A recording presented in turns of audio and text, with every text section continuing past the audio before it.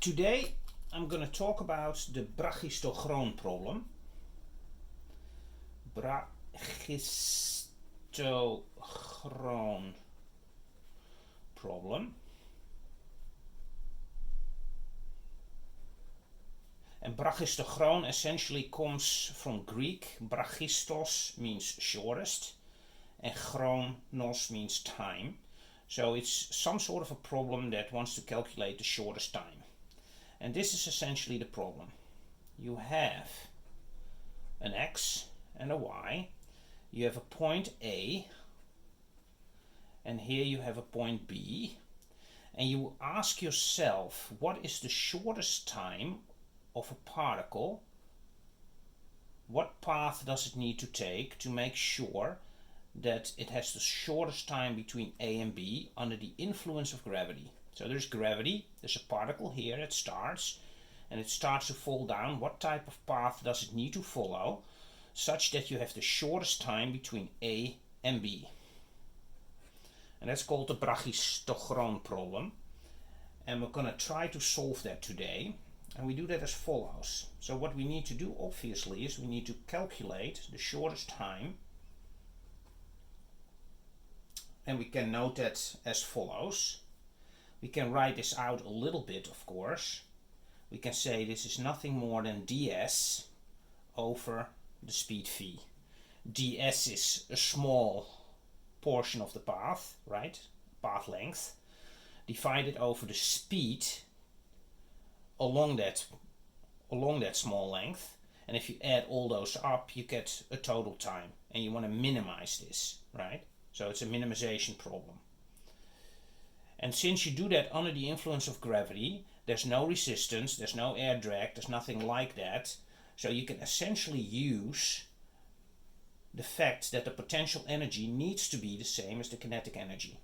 So what you need to do is you need to make sure that a half mv squared is nothing more than m times g times y in this case, right? So it only depends on the height here. Gravity goes downwards from here. We assume that gravity is 0 at this point. So you just look at the height, y, m times g times y needs to be half mv squared. And therefore, your v is nothing more than the square root, if you simplify that, masses fall out, 2g times y. Okay? So that's v. ds is nothing more than the x squared plus dy squared, and you take the square root of that, right? Nothing more than that. Pythagorean theorem. So we can simplify this a little bit, and we can take dx out, and we can say this is nothing more than y squared, square root of that, times dx. Okay? And that's ds here. So that's the second equation. And those two we're going to fill out in here. So we're going to say, okay, t equals 0 to t ds, which is 1 plus y squared, square root of that, over 2gy times d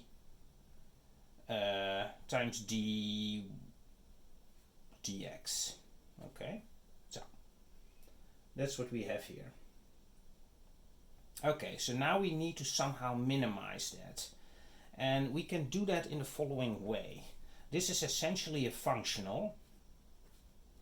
And the functional is written in this case in two variables, y and y accent.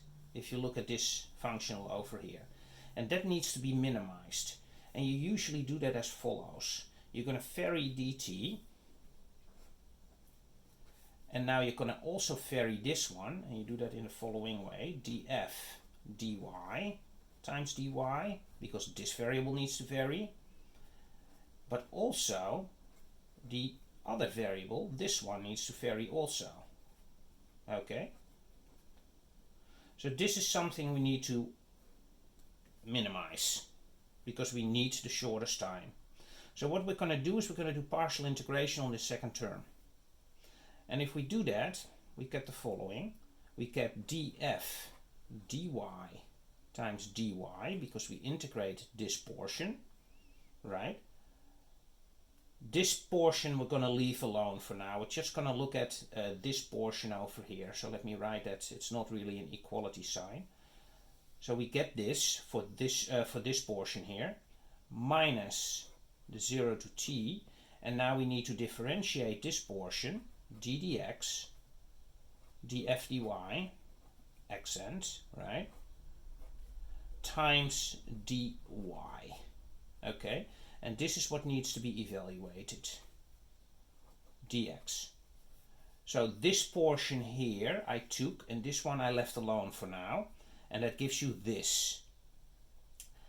Now, since the path varies in between A and B, but at A and B they are fixed, so at the beginning and at the end, at 0 and at t here, there will be no variation, so this will be 0. Okay? So what you're left with here is this equation plus this one. So let's write that out. So now we get dt equals nothing more than 0 to t df dy, and now we have to place a minus sign here because we placed it here. We did the partial integration, right? Oh no, we can leave it at plus. We can leave it at plus and then subtract this one. That works. So we do this, and then we get df dy accent. Okay. So we just add up this one and this piece here times dy dx. So now we have this equation. And if you look carefully, this is really an Euler-Lagrange equation here, right? And we did this many times before. So in order to maximize this functional, we have to make sure that this one is 0. So what we end up with is that df dy minus ddx df dy accent equals 0. So this is what we now need to solve. On a side note, where f is nothing more than this equation over here. Okay? So let's fill that out. Let's do that. So we have, let me rewrite for clarity, df dy equals, and I immediately put it on the other side, ddx df dy accent. So this is what we need to do, where f y is nothing more than the equation that we already came up with, y squared over 2gy. And I see that I made a mistake here because I have to divide by v, which is a square root here. So this is going to be the square root, okay? So I corrected that there. So now we fill this equation out into here. First we're going to differentiate with respect to y. Okay, that's going to result in, and then you get your 2g here, you get your minus a half, and then you get your y to the third over here, right? Because it's y minus a half in front becomes minus 3, 2, and that's over here. So this is the result of df dy. And now we can also calculate the result of df dy accent. And that's nothing more than differentiating only the top part. So the bottom part will remain. And the top part will be 0.5 divided by 1 plus y squared times 2y. Okay, so it will be y accent over, and then we get your 2g here. I write it separate because we can eliminate that later on. 1 plus y squared. Okay, so that's your df dy accent. And now we can fill that out into this equation. So what we need to do now is that minus a half times 1 over 2g square root times 1 plus y squared over y to the third square root of that. And that needs to be equal to d dx of this equation. 1 over 2g, so the 2g's fall out here, right? y accent over y, square root of that, times that over 1 plus y squared and the square root of that. So this is what we need to work out. This is a lot of algebra.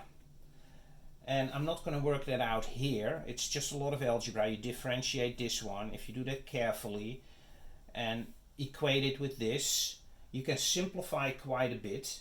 And what you get is 2y double plus y squared plus 1 equals 0. So this is what you will get out if you do that, all that algebra, which is not very interesting, a lot of work, but it's required. So I did it by myself on a piece of paper, and this is the result. Okay, nothing hard about it. So now we're going to multiply this with y accent. So we're going to multiply this whole equation with y accent. So you get y accent plus, that's this one, 2y accent y double plus y accent to the third, and that equals 0. Okay, so that's that step.